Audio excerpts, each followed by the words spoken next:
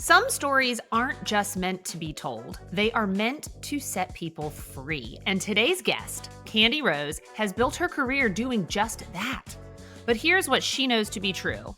When people hear their truth reflected in someone else's story, they finally feel the permission to break their silence and step into their power. And dang, y'all, do I know that to be true.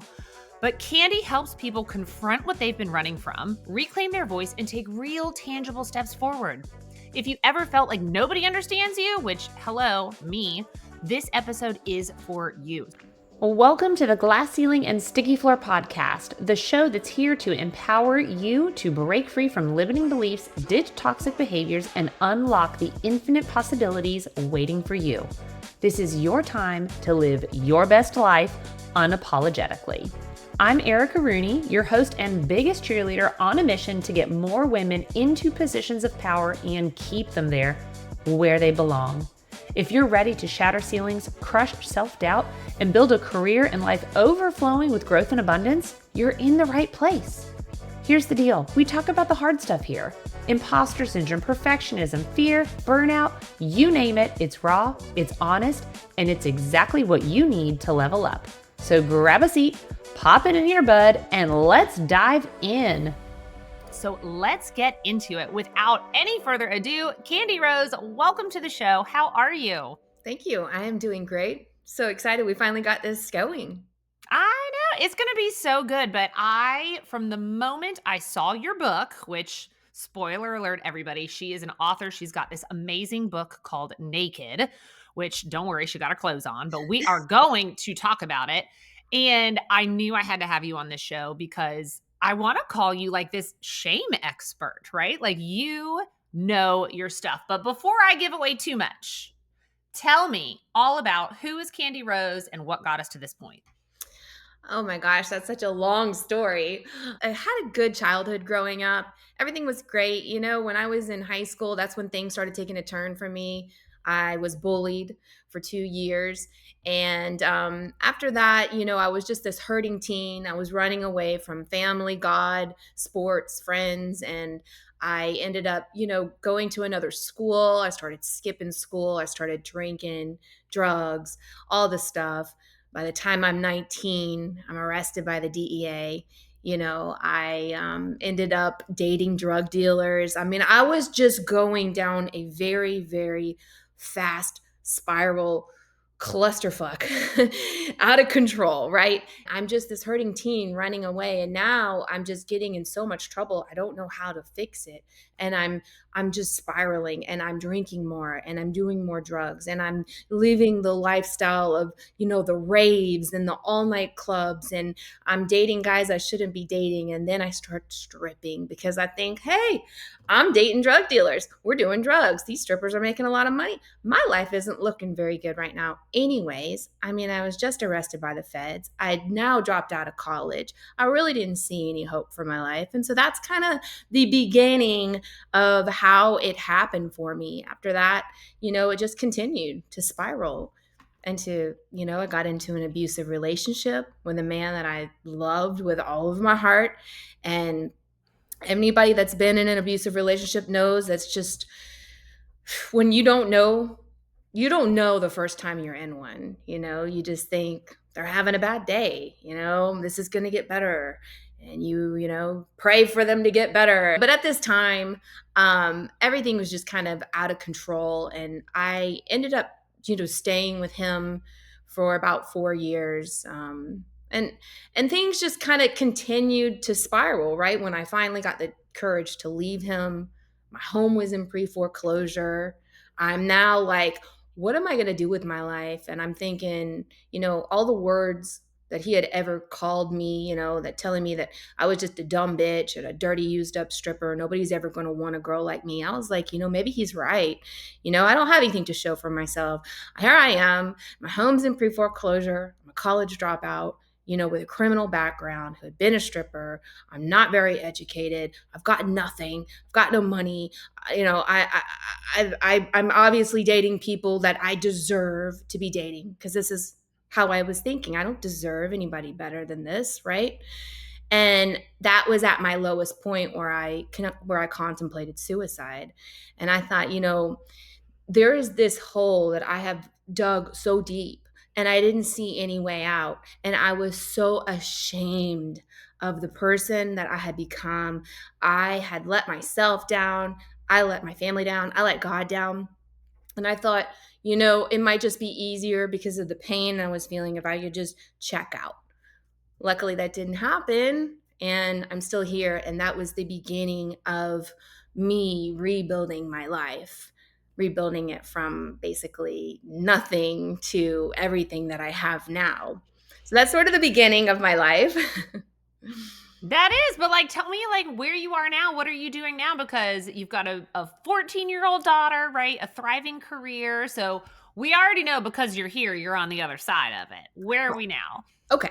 So basically after that, I ended up getting my real estate investing career started. This was super huge for me because I didn't want to go back to the club. And I got that career started. Within 45 days, I had put a house under contract. I'd flipped it. I had made a wholesale fee of $7,000. I saved my home from foreclosure and I never went back to the club. And this was the beginning, yes, of rebuilding my self-worth. I knew at the time that I had to find a career where I could do without a college degree. And so I went to work trying to figure out what I could do entrepreneurial wise. Um, and then throughout all of that, this is why I say it's kind of a difficult story. I ended up meeting another guy, and I ended up kind of rebounding because I wasn't over my ex.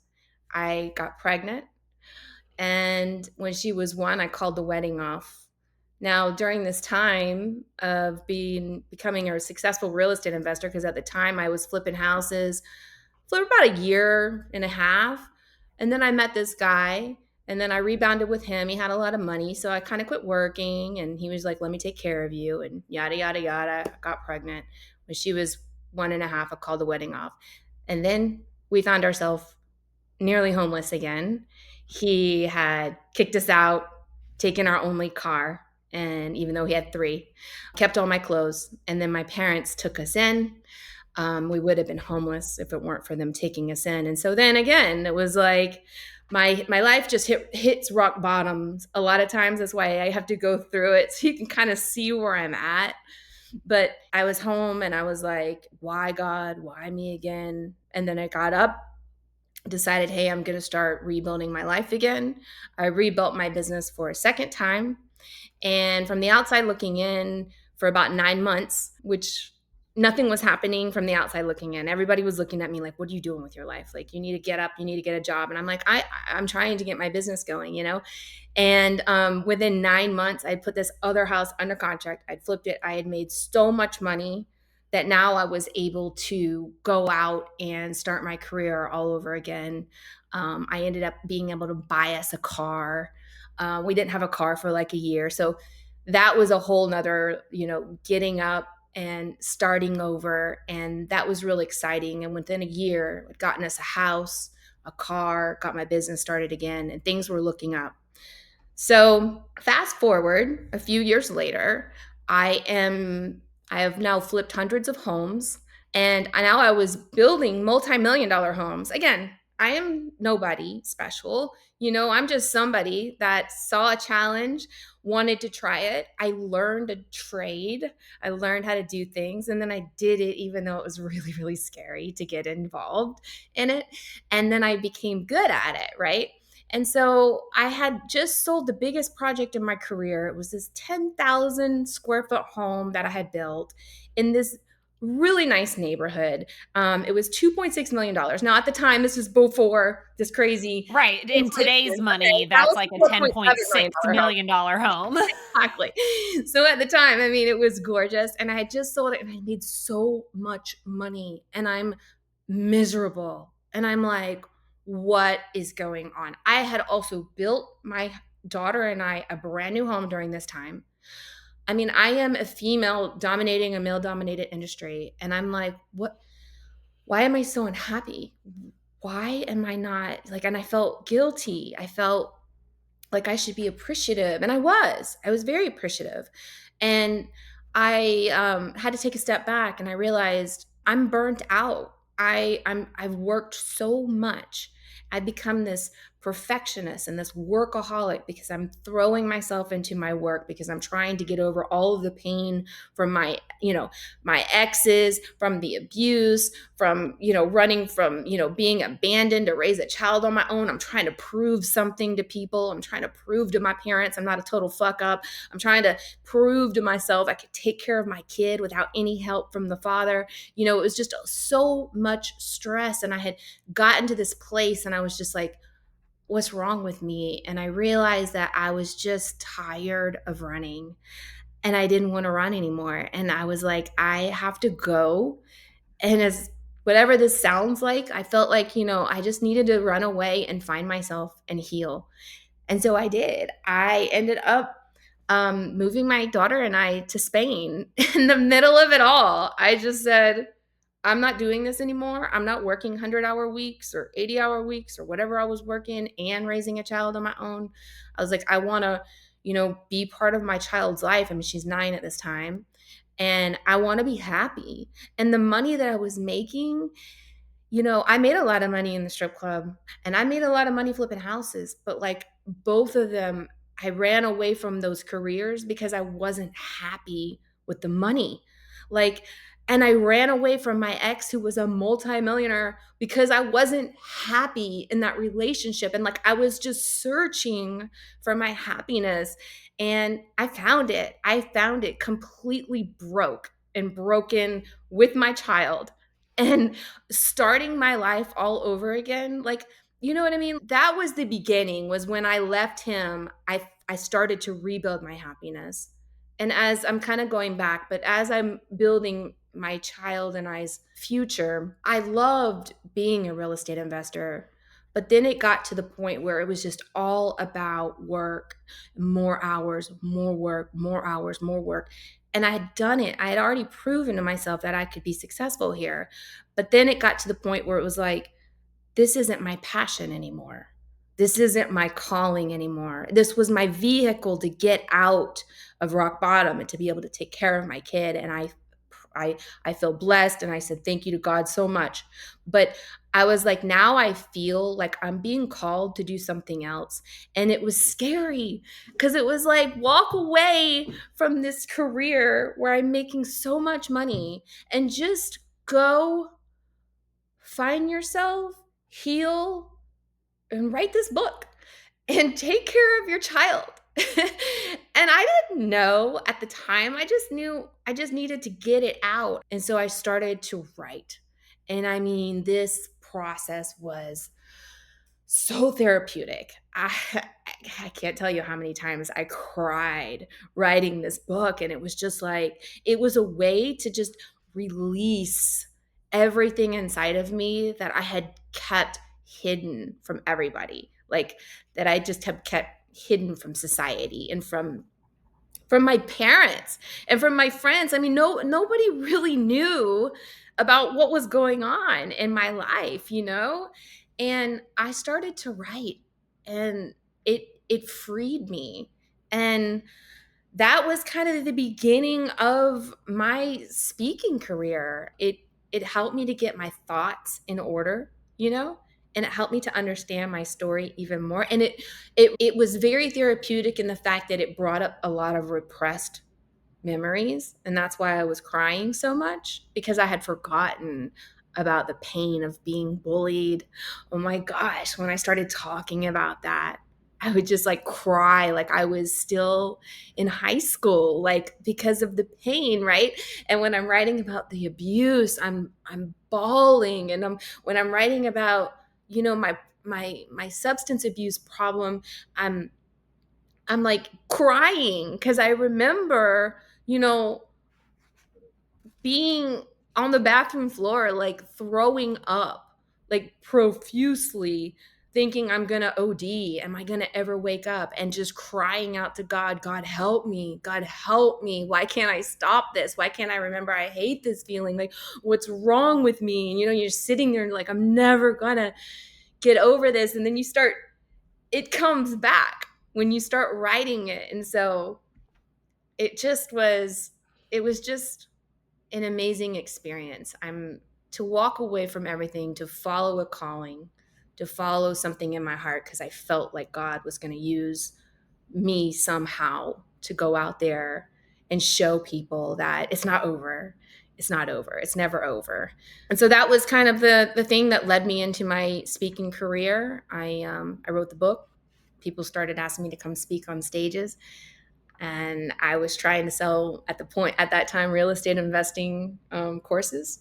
And I would have all these people lined up, and they didn't want to buy real estate investing courses. They wanted to know, how did I overcome, all the things in my past. And that was a big aha moment, was like, okay, I'm going to change direction here. I'm going to, instead of going and sharing my story, which I do, and real estate investing is always a big vehicle, I'm going to now start to target it towards people so that I could show them how to step out of their shame and their pain from their past, and show them that they're not alone, and that there's always hope, and that it does not matter where you come from. It doesn't matter if you have money, what color you are, what sex you are, what if you have any education.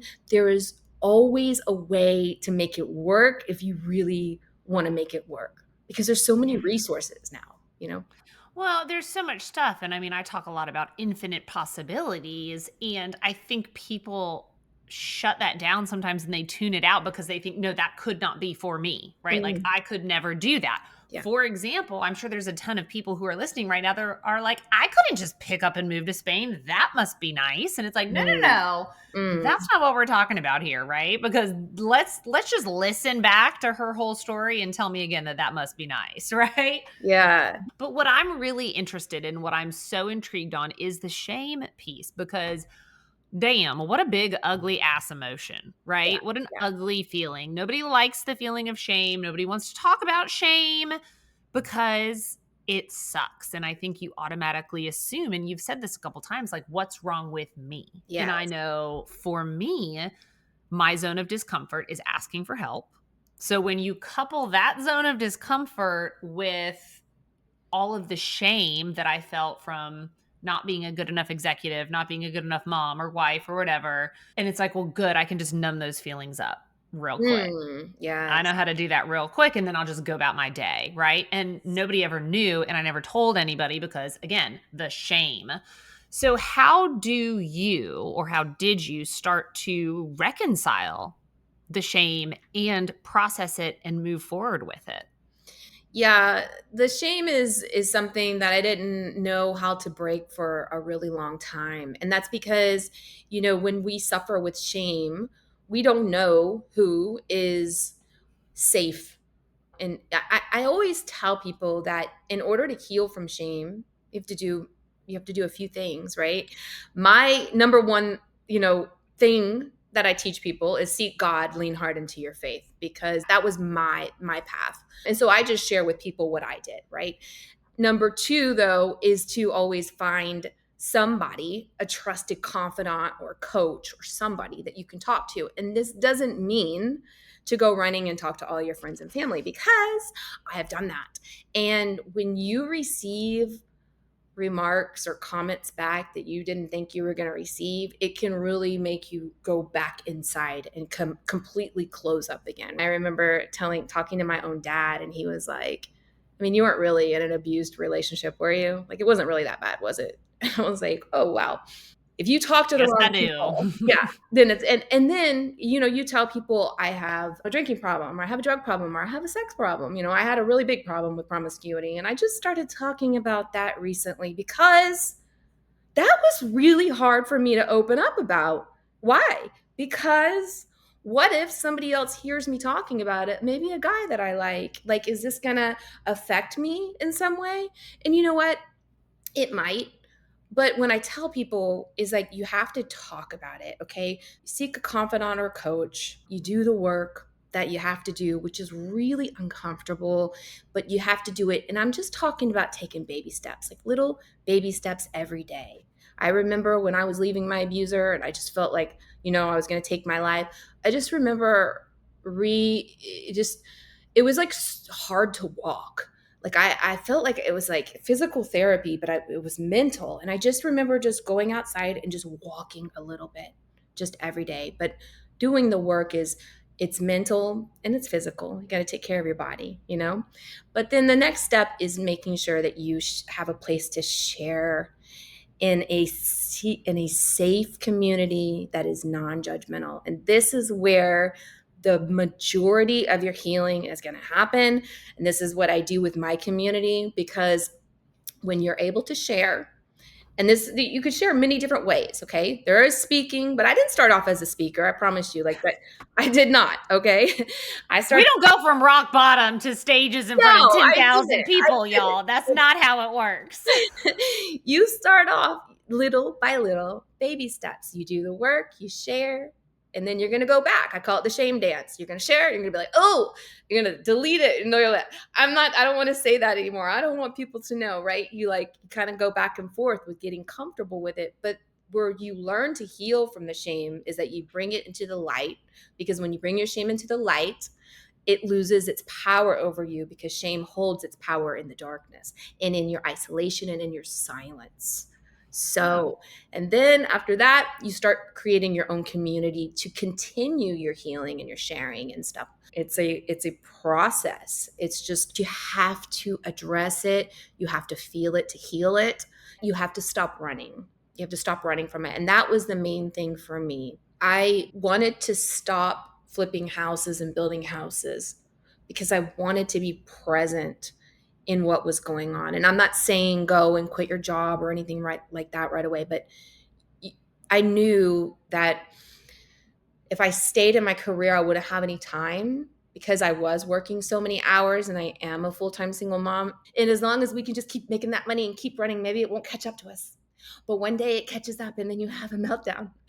And then A little mentee bee, as some of my friends like to call it. yeah. So, yeah. Oh my gosh, all of it resonates with me so much because it's very similar to my story, just also totally different. It's one of those things. It's like it's the feelings of the shame and the emotion and starting over and having to bring all of those things that you believe are gross and bad about you into the light and start talking about them. And I will absolutely tell you that community with other people like me is absolutely what helped me in the beginning. It Yes. is absolutely. I remember I had a pen pal, y'all, like an email pen pal. I can't remember how we got connected, but we would check in with each other. I've never even seen this person in real life. We Mm, would check in with each other every week to see how we were doing, yeah. right? And it was through a sober community, but every week me and this woman would just communicate by email, and she was the only person at that time that I felt like I could actually open up and talk to Yeah.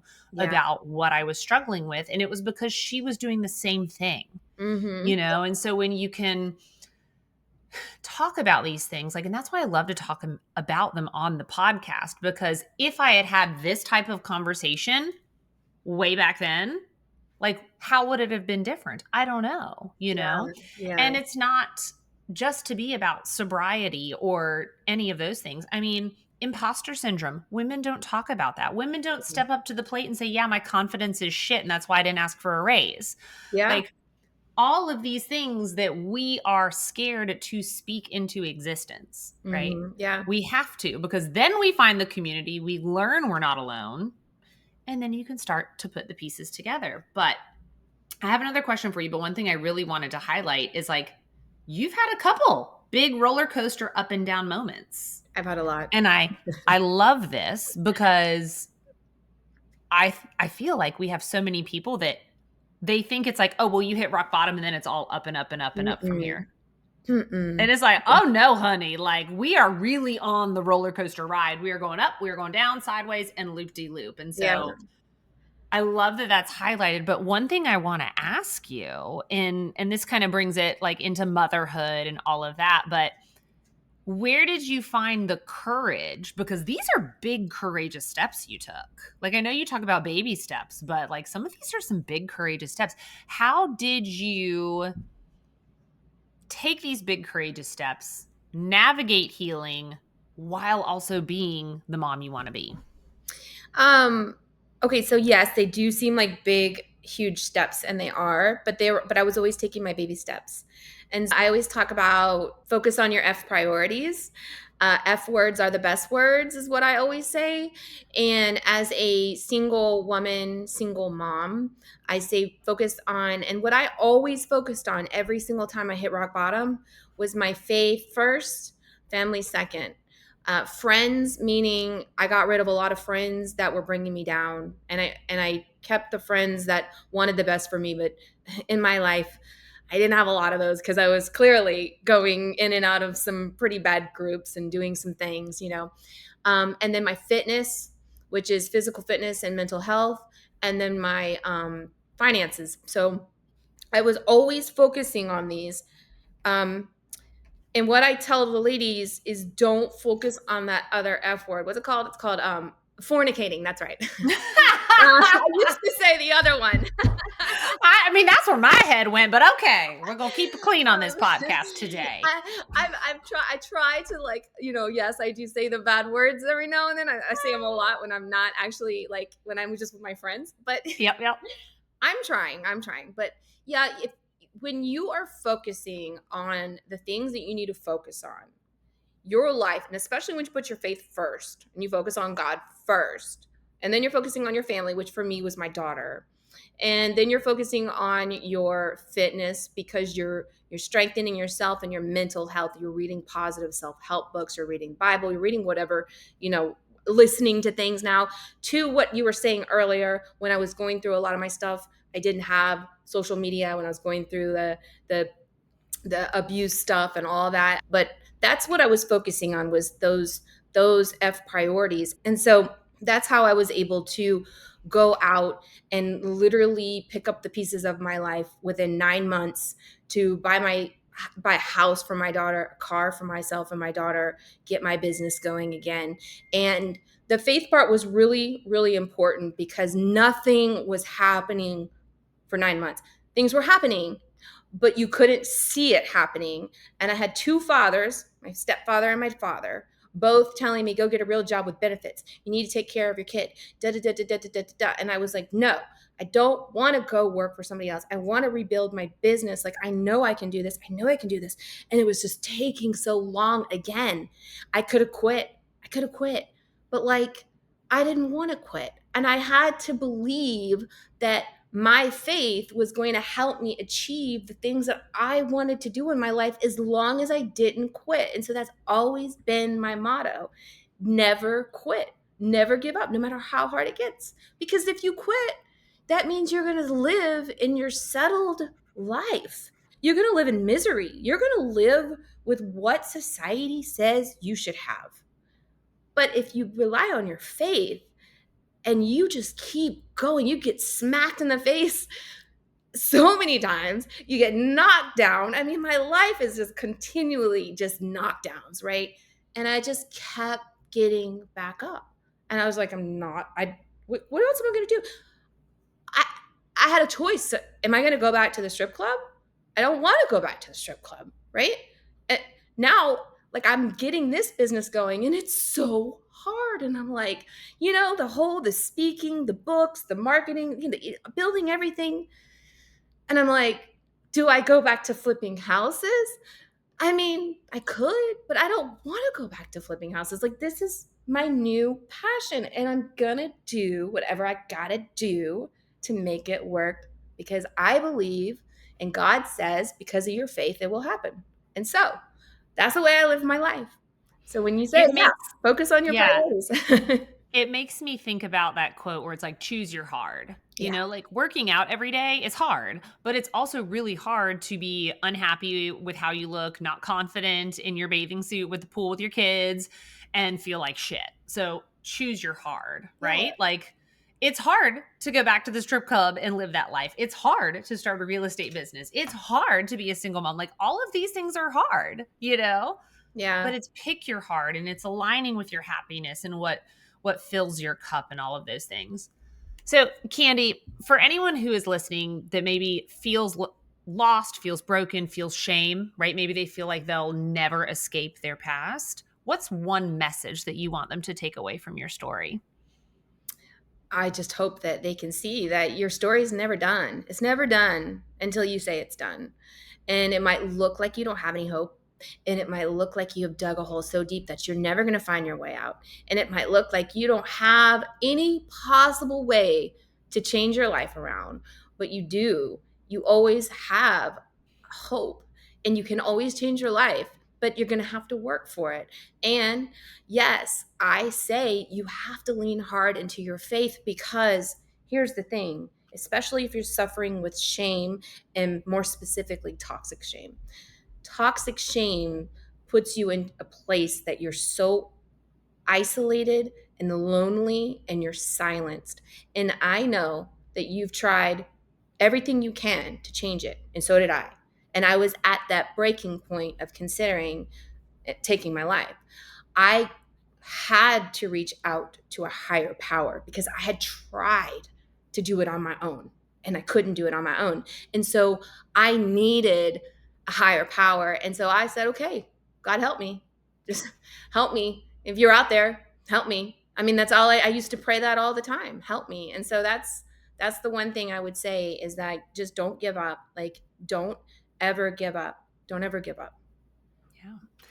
And then my last favorite question, I always say this is last question, best question. But if you could go back in time, to the Candi Rose who is being bullied and starting down, the path that I think everybody always wishes they had never stepped down. But if we hadn't done that, we wouldn't be here today. I know.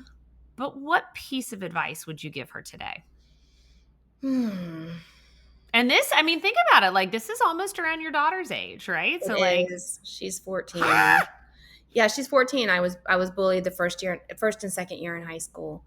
And what I've told her for a very long time is that bullies bully you because they have low self-esteem. I didn't know that. I didn't know abusers abuse you because they have low self-esteem. And also because there's something going on at home that you don't know about. Now, I'm not condoning that they're hurting you because they're hurting, but hurting people hurt people. And people who want something that you have or are jealous of you are going to be mean to you.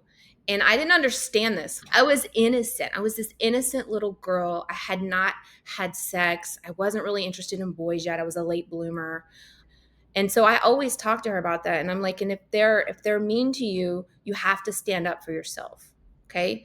You have to stand up for yourself. That, if you're going to stand up for yourself, then stand up for yourself. But if not, just walk away. Like, that's probably the best thing to do. And don't show any emotions. Walk away, don't show any emotions. Right. And so you just have to understand that, people are either hating or bullying or abusing because there's something that happened in their past, but also because they're insecure. yeah. And then it has nothing to do with you. Of Yeah. course, at that age, it's very hard. Even at this age, at my age, I'm turning 40 next month. It's like very hard to sometimes wrap my brain around. Well, your book, it's on Amazon. It's wherever books are sold. Where can people get in touch with you if they want to connect or learn more about you? Yeah. So they can go to candirose.com. It's Candi, rose like the flower.com. And they can find out all of the information of my communities if they want to join those communities. I do also have like a free masterclass that I'm usually doing, a training. I'm always trying to give something of value to my community to help them to kind of just to get to know me more. So just go to the website, candy with an I, rose.com, and you can see everything that's going on there and get in touch with me on social media and stuff too. Amazing. I'm going to link everything in the show notes, y'all. It is a must read, so grab it today. Candi, thank you so much. Thank you.